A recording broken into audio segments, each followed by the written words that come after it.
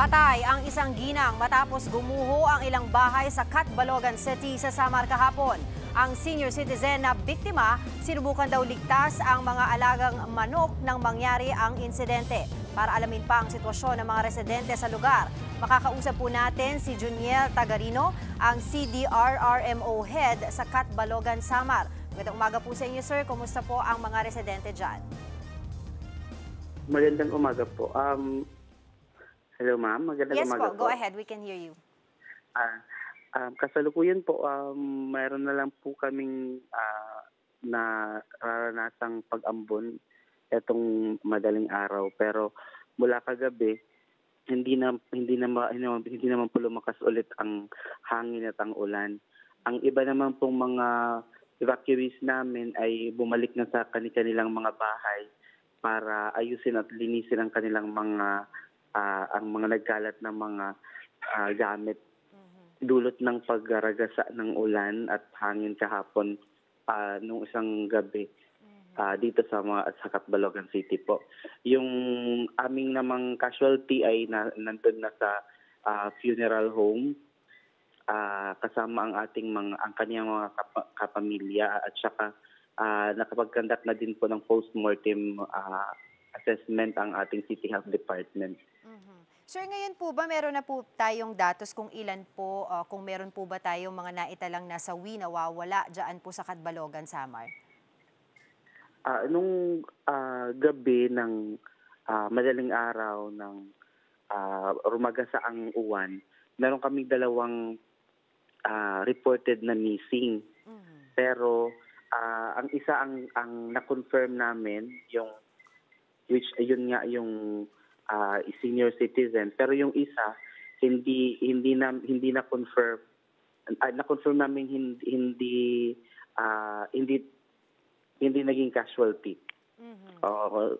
Nakita naman kasi yung isa kasama at nakapunta din dun sa evacuation center. So ang casualty lang talaga ng Catbalogan is isa lang po. Base po sa ating mga balita, maaga po ay nagpatupad na po ng preemptive at forced evacuation sa inyong pong lugar noong Sabado. Ngayon po, ilan po ang mga evacuees doon? As of 5 p.m. kagabi, meron kaming 1,313 families composed of 4,859 ng mga individual sa mga evacuation centers na binuksan ng City Social Welfare and Development Office. Ito po nasa iba't ibang mga evacuation center, iba't ibang mga facilities ng iba't ibang barangay dito sa city po. Ngayon po kasi pinapakita po natin sa ating TV screen yung ilang areas po natin na binaha at kung saan po kayo magko-conduct ng mga clearing operations. Meron po ba tayong timeline kung kailan po natin matatapos yun? Ang clearing, lahat po ng kalsada dito sa Catbalogan ay passable na po. Ang mga clearing operations dun sa mga natumbang mga kahoy, na clear na po natin yon. Meron tayong mga sa kalsada at meron din tayong mga kahoy na natumba sa mga bahay. Merong 3 bahay na naging affected dito sa mga natumbang mga kahoy. Pero meron tayong 2 minor landslide na nakaapekto sa kalsada. Pero kasalukuyan kagabi mga 5 to 6 p.m.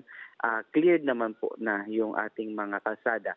So passable na po ang ating mga kalsada, major roads sa lahat ng mga barangay dito sa Catbalogan City.